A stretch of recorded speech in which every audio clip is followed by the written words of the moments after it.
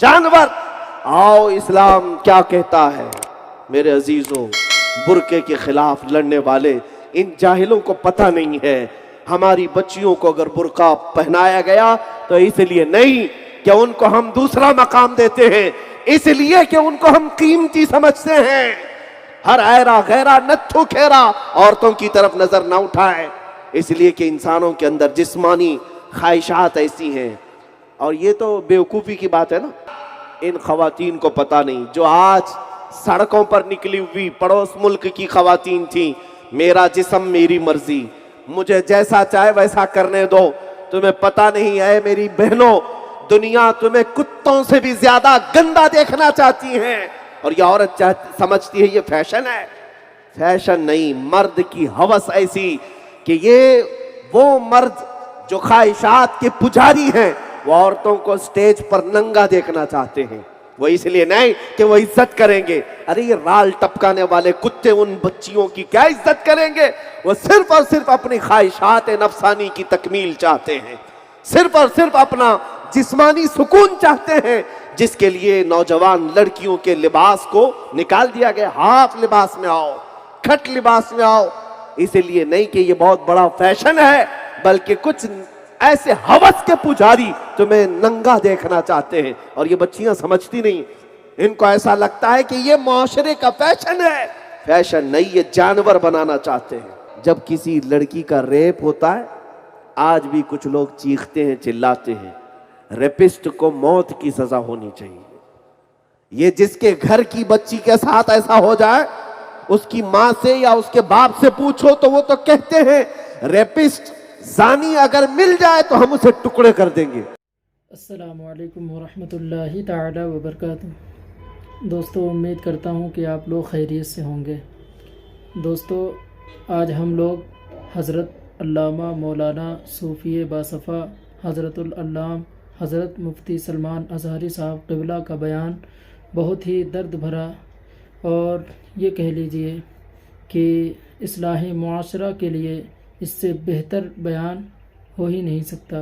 हज़रत अल्लामा मौलाना मुफ्ती सलमान अज़हरी साहब क़िबला का बयान आज हम लोग समाअत करने वाले हैं। इंशाअल्लाह ताला इनके बयान को सुन करके हमारे दिलों को सुकून मिलेगा और हमारा जो मुआशरा बिगड़ता जा रहा है, हमारे मुआशरे की जो माँ बहनें हैं, जो उनकी इज़्ज़त को लूटा जा रहा है, इंशाअल्लाह ताला वो सुन करके इससे दर्स इबरत हासिल करेंगे इंशाअल्लाह ताला। तो चलिए हम लोग हज़रत अल्लामा मौलाना मुफ्ती सलमान अज़हरी साहब का बयान समाअत करते हैं। दोस्तों, इस बयान को मिस न करना। अगर आपने इस बयान को मिस कर दिया तो हो सकता है बहुत सारी जानकारियों से आप बेखबर रहेंगे। तो इसको दिल लगा करके इस बयान को आप समाअत फरमाएँ। मौत की सज़ा होनी चाहिए। ये जिसके घर की बच्ची के साथ ऐसा हो जाए, उसकी माँ से या उसके बाप से पूछो तो वो तो कहते हैं रेपिस्ट ज़ानी अगर मिल जाए तो हम उसे टुकड़े कर देंगे, हम उसे मार देंगे, हम उसे जला देंगे। तुम्हारे जो जज्बात हैं आज सुनो, लेकिन इस्लाम ने जब ये कहा कि जो बलात्कार करेगा, इस्मतरी करेगा, उसे संसार कर दिया जाएगा, उस ज़ानी को हमेशा के लिए खत्म कर दिया जाएगा। दुनिया को ऐसा लगा था कि इस्लाम बड़ी सख्त सजाएं देता है, इस्लाम में जारहियत है, तशद्दुद है, लेकिन वही जब तुम्हारे घर की बेटी के साथ हो जाए तब तुम भी कहते हो कि उस रेपिस्ट को मारना चाहिए, जलाना चाहिए। फर्क सिर्फ इतना है कि तुम सिर्फ अपनी बेटियों की इज्जत जो सोचते हो, मेरा मुस्तफा है जो पूरी कायनात की बेटियों की इज्जत का ख्याल करता है। सुभान अल्लाह। कायनात की बेटियों की इज्जत का अगर ख्याल किसी को है तो वो ताजदार मदीना की जात है। जानते हो, नबी पाक सल्लल्लाहु ताला अलैहि वसल्लम की बारगाह में एक नौजवान आया और कहने लगा मुझे जिना की इजाजत चाहिए। मैं आज आपसे खिताब कर रहा हूं, मुझे पता है हजारों का मजमा यहाँ पर, सरों पर टोपियां, चेहरों पर दाढ़ियां लेकर क्या आया है। आप में नमाजी भी हैं और हिजाजी भी हैं, गाजी भी हैं, मुजाहिद भी हैं, सब हैं, लेकिन बहुत सारा यहाँ पर डिपार्टमेंट का भी अमला मौजूद है, प्रशासन भी है, बहुत सारे लोग यहाँ पर हैं। میں آج کھل کر کے بتانا چاہتا ہوں، آپ بھی سنو نبی پاک صلی اللہ تعالیٰ علیہ وسلم کی تعریف، مصطفیٰ کریم صلی اللہ تعالیٰ علیہ وسلم کے کیریکٹر کیا تھے، اخلاق کیا تھے، اور ایسے عظیم انسان پر جب کبھی کوئی انگلی اٹھاتا ہے تو اس کے ساتھ ہونا کیا چاہیے۔ آپ اپنے اعتبار سے اس چیز کا فیصلہ کریں۔ ایک نوجوان آیا اور کہا مجھے زنا کرنے کی اجازت دی جائے، کسی عورت کے ساتھ میں بلااتکار کروں۔ نبی پاک صلی اللہ علیہ وسلم صحابہ کے ساتھ بیٹھے ہیں، صحابہ غصے میں آ گئے، کہا یہ حضور کے پاس آ کر ایسی اجازت مانگتا ہے، مگر میرے نبی رحمت للعالمین۔ صحابہ سے کہا بیٹھ جاؤ، اس کو آنے دو، آنے دو، تم اور ہم ہو تو مار کر کے بھگا دے کہ اسے مجمع میں کیا پوچھنے آ گیا۔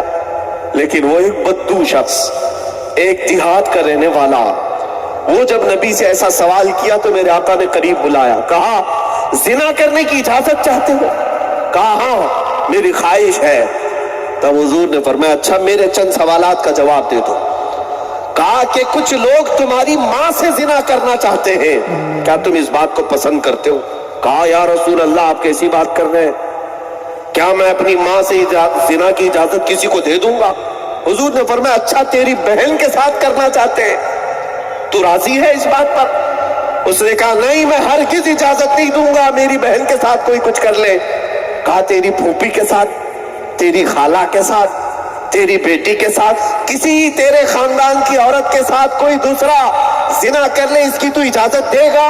اس نے کہا ہرگز نہیں، میرے خاندان کی ایک عورت کے ساتھ بھی میں برا دیکھ نہیں سکتا۔ تب میرے آقا صلی اللہ علیہ وسلم نے اس نوجوان کو سمجھایا جیسے تیری کیفیت ہے، جب تو اپنے گھر کی بے عزتی نہیں دیکھ سکتا تو جب تو کسی عورت سے زنا کا ارادہ کر رہا ہے یقیناً وہ بھی کسی کی بیٹی ہوگی یا ماں ہوگی یا بہن ہوگی، وہ بھی برداشت نہیں کر سکتا۔ یہ میرے آقا صلی اللہ تعالیٰ علیہ وسلم کے اخلاق کریمانہ تھے۔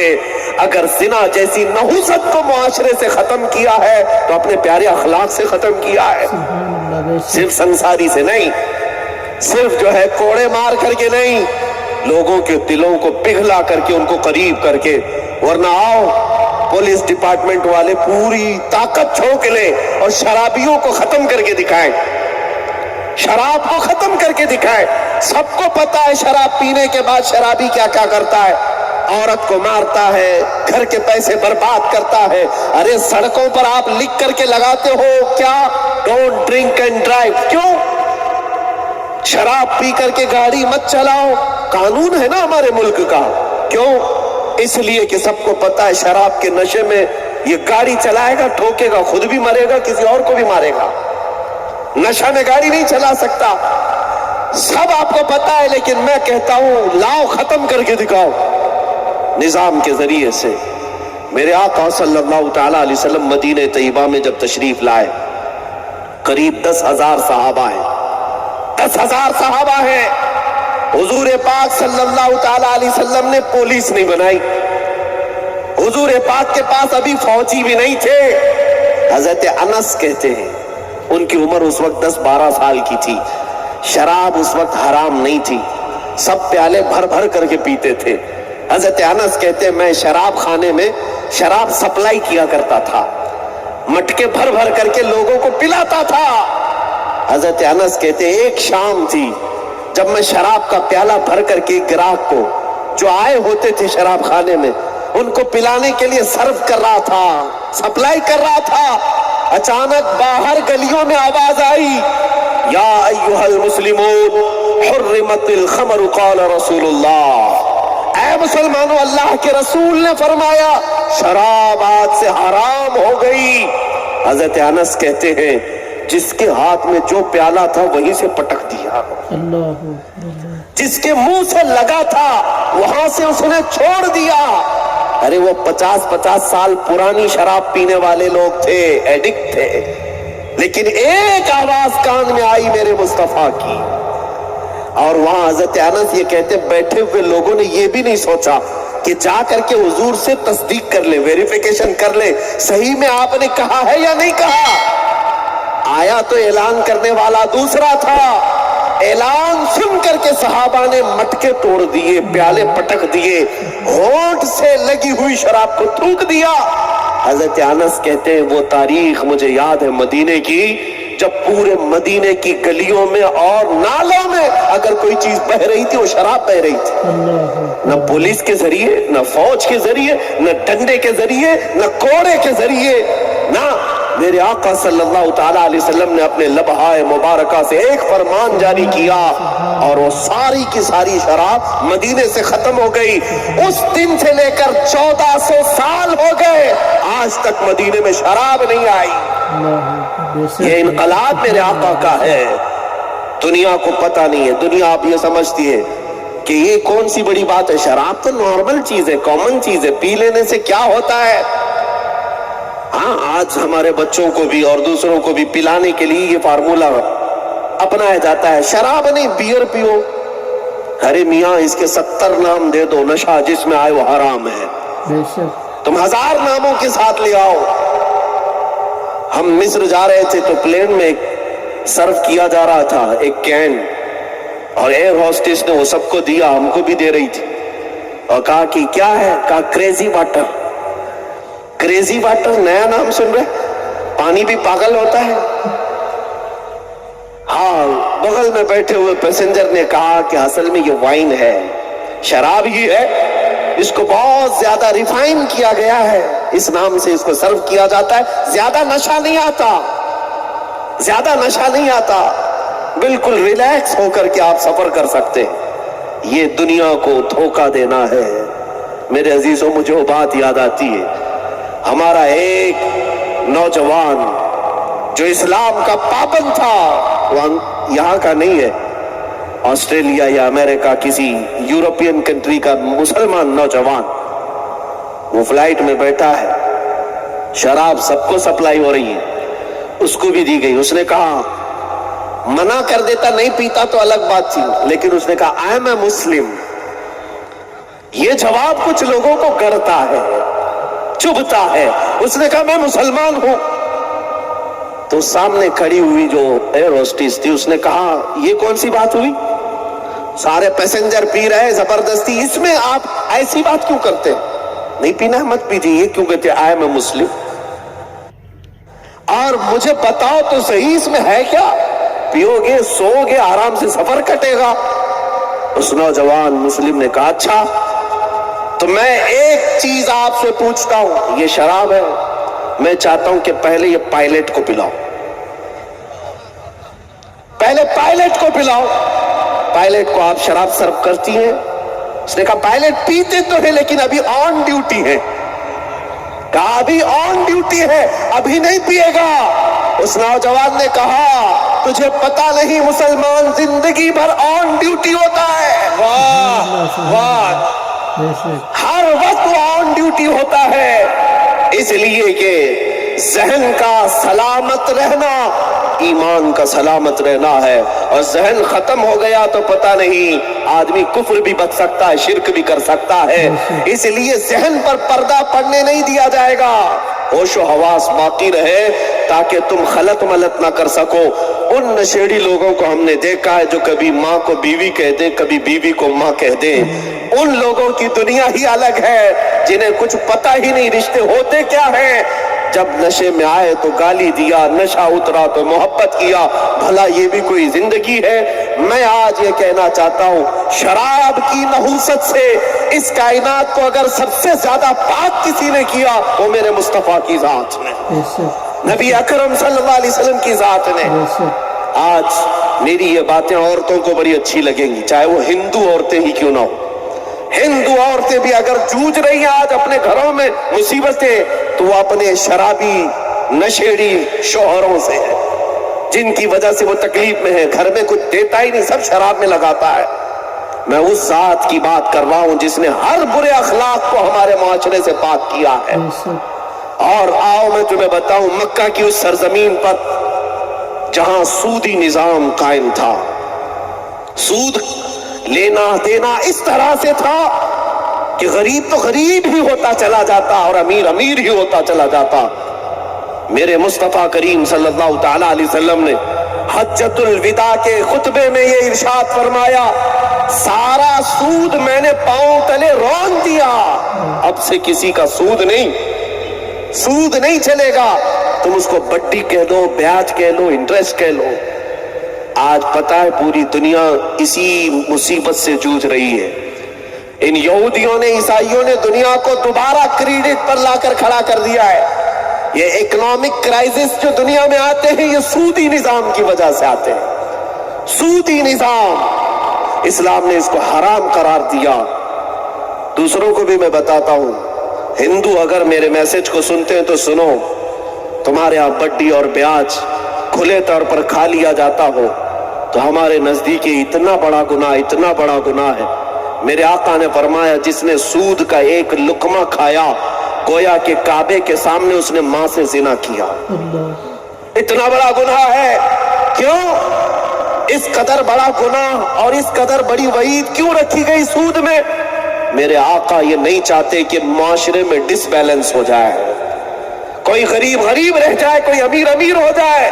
یہ میرے مصطفیٰ کی نظریں ہیں جو سب کو یکساں دیکھنا چاہتی ہیں۔ کلکم من بنی آدم و آدم من تراب، تم سب کے سب آدم کے بیٹے ہو اور آدم کو مٹی سے پیدا کیا گیا ہے۔ یہ میرے آقا صلی اللہ علیہ وسلم ہے۔ آج لڑکیوں کی عزت کے بارے میں بات آتی ہے، ان نوجوان لڑکیوں کو آج پتہ نہیں ہے میرے آقا نے ان کا مقام کتنا بلند کیا۔ عورتوں سے بھی میں کہتا ہوں، تمہیں پتہ ہے یونان ایک بہت پاش حکومت کو کہا جاتا ہے، رومن ایمپائر اس زمانے کی سپر پاور طاقتیں تھی، لیکن ان کے زمانے میں عورتوں کا کیا مقام تھا پتہ ہے؟ 5 زنجیریں باندھ کر کے ان کو بازار میں لایا جاتا تھا، عورتوں کو 2 پیروں میں، 2 ہاتھوں میں، 1 گلے میں زنجیریں باندھ کر جانوروں کی طرح رکھا جاتا تھا۔ عورت کا مقام نہیں تھا۔ اور ستی کی رسم تو یہاں ہندوستان میں تھی کہ اگر کسی عورت کا شوہر مر جائے تو ستی کا رواج یہاں تھا کہ عورت کو بھی جلا دیا جاتا تھا، عورت کو جلا دیا جاتا۔ اس کا کیا قصور ہے بیوہ عورت کا؟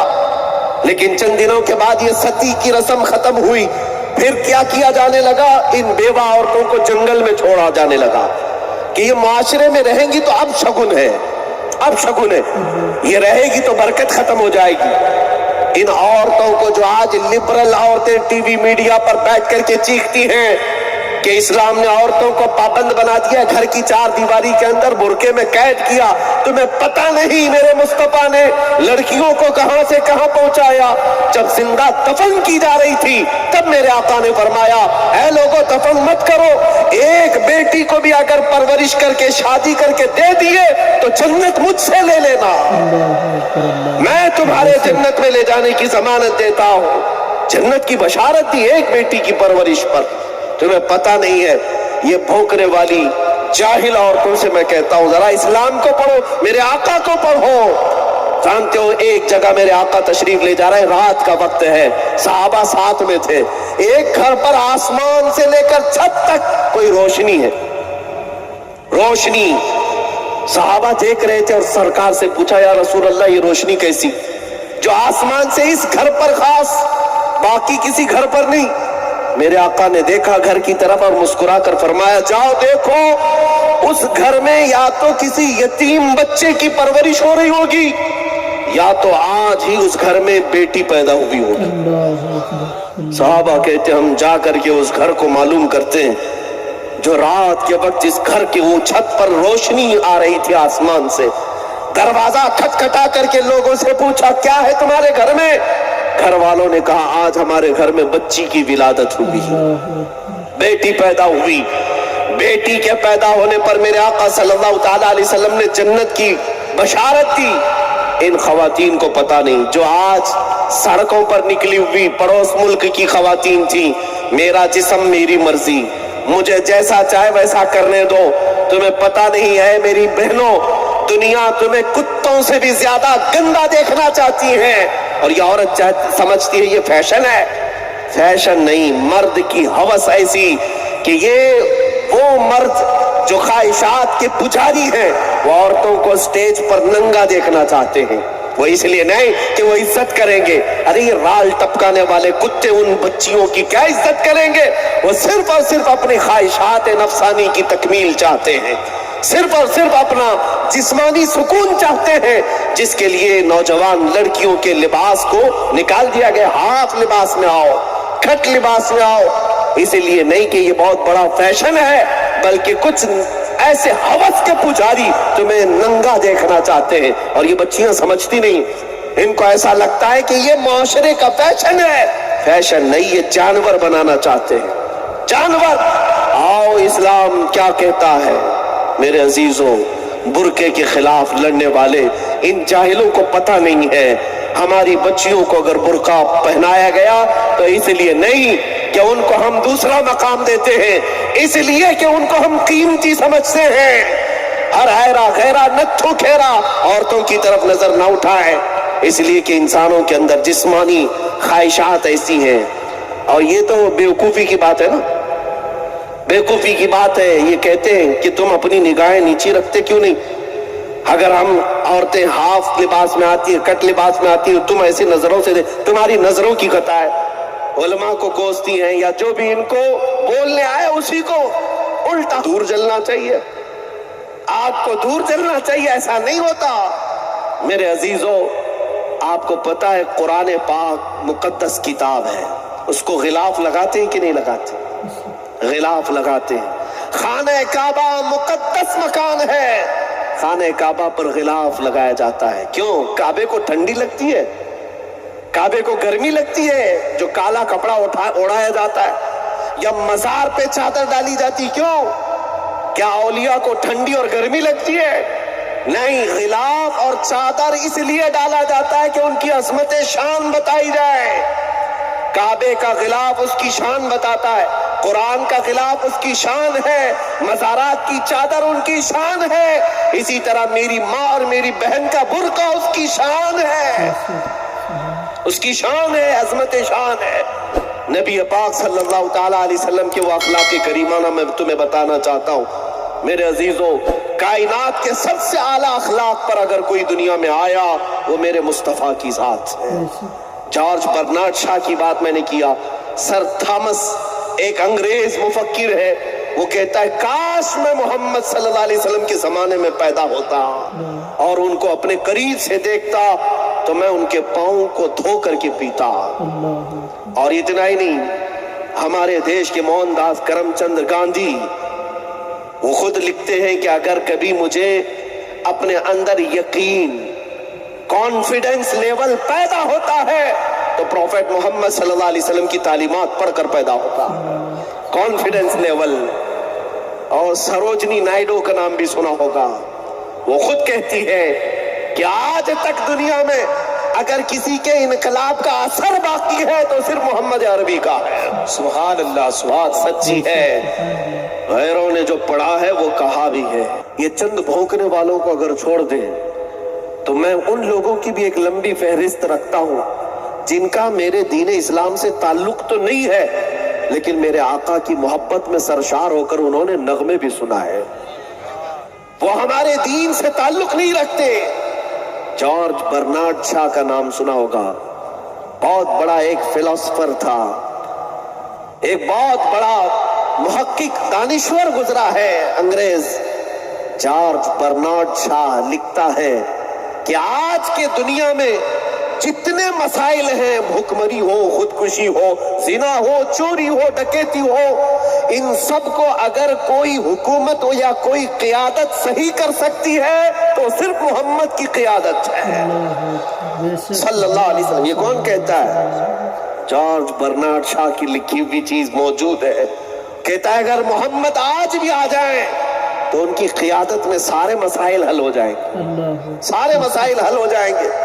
یہ وہ لوگ کہتے ہیں جو پڑھے لکھے ہیں، جنہوں نے دیکھا ہے، اس لیے کہ میرے آقا صلی اللہ تعالیٰ علیہ وسلم اس مکہ کی سرزمین میں مبعوث ہوئے تھے جہاں ہر طرح کی برائیاں موجود تھیں، ہر طرح کی خرابیاں۔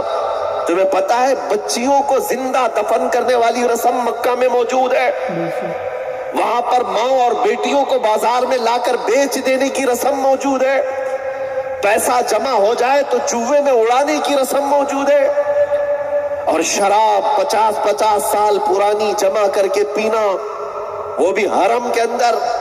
یہ تمام عادتیں ان کے اندر موجود ہے، لیکن 10 سال کا عرصہ نہیں گزرا، 10 سال کا عرصہ نہیں گزرا، جو ڈکیت تھے، جو چور تھے، مکہ کے حالات بڑے مشہور تھے، وہاں کے حالات میں کیسا انقلاب آیا، ایک عرب نے آدمی کا بول بالا کر دیا، خاک کے ذروں کو ہمدوش ثریا کر دیا، خود نہ تھے جو راہ پر اوروں کے ہادی بن گئے، کیا نظر تھی جس نے مردوں کو مسیحا کر دیا۔ میرے آقا صلی اللہ تعالیٰ علیہ وسلم کی وہ نظر عنایت تھی، اور غیروں نے یہ پڑھا ہے، تبھی تو کہتے ہیں کہ آج بھی اگر سارے مسائل حل ہو سکتے ہیں وہ نظام مصطفیٰ سے حل ہوں گے، میرے آقا کی قیادت سے حل ہوں گے۔ ان کتوں کو خبر ہی نہیں، بہت سارے دنیا میں انقلاب آئے لیکن چلے گئے، ختم ہو گئے، تاریخ کے حصے کے ساتھ ساتھ وہ بھی چلے گئے۔ یونان پوری دنیا میں اپنے کلچر سے مشہور تھا، آج یاد ہے کسی کو؟ مصر کا کلچر مشہور تھا، ختم ہو گیا۔ رومن ایمپائر کا کلچر مشہور تھا، ختم ہو گیا۔ رشیا میں انقلاب آیا، مارکس کا، لینن کا، اور کمیونزم کا، سوشلزم کا، دنیا میں کئی انقلاب آئے۔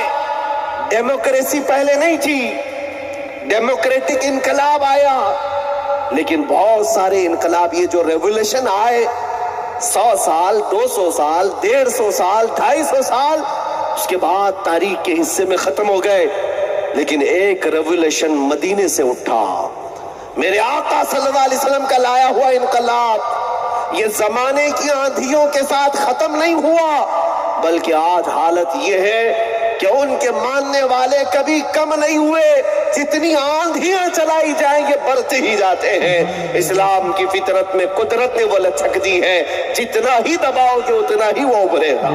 یہ میرے آقا کا انقلاب ہے جو آج بھی موجود ہے، آج بھی موجود۔ میں آج جو میسج دے رہا ہوں ان لوگوں کو جو میری تقریر سنتے ہیں، وہ آپ میں سے نہیں، میں میرے آقا صلی اللہ علیہ وسلم کی تعلیمات بتا رہا ہوں۔ جانتے ہیں ان کے اخلاق کریمانہ یہ تھے کہ آپ نے فرمایا تھا کہ راستے سے تکلیف کی چیز ہٹا دینا بھی صدقہ ہے۔ وہ کانٹا برداشت نہیں کرتے، وہ راستے میں پتھر برداشت نہیں کرتے، بلکہ مدینہ طیبہ میں اس وقت عربوں کا حال تھا تلوار لے کر چلتے تھے۔ حضور صلی اللہ علیہ وسلم کے سامنے ایک صاحب تلوار لٹکائے اپنے کندھے پر آ رہے تھے، تلوار کی نوک سامنے تھی، میرے آقا نے فرمایا تلوار کی نوک پیچھے کر لو، اس لیے کہ میں نہیں چاہتا امن کے حالات میں تلوار کی نوک کسی کی طرف ہو۔ یہ میرے آقا کی تعلیمات تھیں، فرامین ہیں۔ وہ تلوار کی نوک بھی امن کے حالات میں دوسروں کے سامنے دیکھنا پسند نہیں کرتے۔ تم نے تو صرف جہاد کو پڑھا ہے نا، تم نے صرف میرے آقا کی جنگوں کو دیکھا ہے، لیکن جو جنگ ہوئی ہیں، جہاد ہوئے ہیں، اس کی اپنی الگ تاریخ ہے، اور جہاد کا لفظ بولنے سے میں کبھی نہ کتراتا ہوں نہ ڈرتا ہوں۔ الحمدللہ میں برسر اعلان یہ کہوں گا، میرے آقا صلی اللہ علیہ وسلم کا جو پوتر جہاد ہے، مقدس جہاد ہے، اس کو بدنام کرنے کی کوشش مت کرو دجالی میڈیا۔ تمہیں پتہ نہیں ہے میرے آقا صلی اللہ تعالیٰ علیہ وسلم کا یہ جو جہاد ہے، دنیا کی ساری جنگیں ایک طرف، میرے آقا کا جہاد ایک طرف۔ تمہیں پتہ نہیں ورلڈ کی جو سب سے بڑی جنگیں ہوئی، آپ کو پتہ ہے نا، world war first, world war second, جنگ عظیم، 2 جنگیں ہوئی ہیں دنیا میں بہت بڑی۔ ورلڈ وار فرسٹ جو 1920 تک چلی، ختم ہوئی، اس میں 3 کروڑ لوگ مارے گئے۔ کتنے؟ 3 کروڑ۔ اور ورلڈ وار سیکنڈ جو ہوئی، دوسری جنگ عظیم، جس میں برطانیہ، انگلینڈ، فرانس، جرمن، اٹلی اور ترکی، پھر رشیا، یہ سب کے سب ملوث رہے۔ دوسری جنگ عظیم میں 5 کروڑ کے قریب لوگ مارے گئے، بے گھر ہوئے، زخمی ہوئے۔ 3 کروڑ، 5 کروڑ۔ اور دنیا کی آج بھی جو جنگیں ہو رہی ہیں، لاؤ، رشیا جو آج یوکرین پر حملہ کر کے کتنوں کی جانیں لے رہا ہے، تمہیں نظر نہیں آتا؟ میڈیا پر بیٹھ کر کے دلالی کرنے والے تمہیں نظر نہیں آتا؟ امریکہ اپنے بم گرا کر عراقیوں کو کتنا مار چکا، تمہیں تعداد معلوم ہے؟ آج ملک شام میں 8 لاکھ بچے ختم ہو چکے، یمن کے 50,000 سے زیادہ گھر تباہ ہو چکے، عراق میں نے خود اپنی آنکھوں سے دیکھا بہت بڑا گراؤنڈ جس پہ پہلے بچے فٹ بال کھیلتے تھے، آج جا کر دیکھو تو قبروں سے بھرا ہے، قبروں سے بھر گیا ہے۔ یہ ظلم کی نئی نئی داستانیں تم لکھتے ہو، اور آؤ میرے مصطفیٰ کے جہاد پہ بات کرتے ہو۔ میرے آقا 17 جنگوں میں شریک رہے، 17 جنگوں میں 10 سال کے اندر 17 جنگیں ہوئی۔ تمہاری ایک جنگ میں 3 کروڑ، دوسری جنگ میں 5 کروڑ، اور آج بھی چل رہے لاکھوں کی تعداد میں۔ تاریخ کیوں نہیں پڑھتے؟ میرے آقا 17 جنگوں میں شریک ہوئے، اور کل 17 جنگوں میں دشمنوں کی طرف سے جو لوگ مارے گئے وہ کل 248 لوگ تھے، صرف 250 کی تعداد میں پورے 17 جنگوں میں لوگ مارے گئے، اور پھر بھی یہ چیخ رہے ہیں جہاد جہاد جہاد۔ دنیا کی یہ ساری چیزیں تمہیں نظر نہیں آتی؟ کتنوں کی جانیں یہاں پر یہ دبنگ لوگ لے چکے۔ آج جس کے پاس طاقت ہے اسے کوئی دہشت گرد نہیں کہے گا۔ امریکہ جو چاہے کر لے، رشیا جو چاہے کر لے، ان بھیگی بلیوں کی زبان سے کبھی نہیں نکلتا کہ رشیا آتنکی حملے کر رہا ہے، رشیا یوکرین کو دبا رہا ہے۔ کوئی نہیں کہے گا یہ میڈیا پر بیٹھا ہوا، اس کو وار کہیں گے، آپسی جنگ کہیں گے، اور کہیں کسی مسلمان کا نام آ جائے، چاقو بھی نظر آئی تو آتنکواد ہے، دہشت گرد ہے۔ یہ دغلی پالیسی، یہ ڈبل رول، یہ منافقت کا چہرہ، جس کی وجہ سے تم نے آج زہر بھر رکھا ہے، پورے ہندوستان میں زہر بھرا ہوا ہے۔ میرے عزیزوں، میں ہندوؤں سے بھی کہوں گا کہ جب کبھی کوئی بات سنو تو پہلے اس کی تحقیق کرو۔ واٹس ایپ یونیورسٹی پر ایمان مت لاؤ۔ یہ جو واٹس ایپ سے گشت کرتی ہیں خبریں، جس چیز کو گھمایا جاتا ہے یہاں پتہ ہی نہیں چلتا۔ میں نے بہت دن پہلے ہی سنا تھا، یہ واٹس ایپ میں پھیلانے والوں کا حال ایسی ہے کہ ایک بادشاہ کے گھر میں اس کی جو ملکہ تھی وہ بڑی خوش تھی۔ وہ ملکہ سے کیا ہوا تھا، اس ملکہ کی جو خادمہ تھی، اس خادمہ نے آ کر کے کہا، بہت خوش تھی، ملکہ نے پوچھا کیا ہوا؟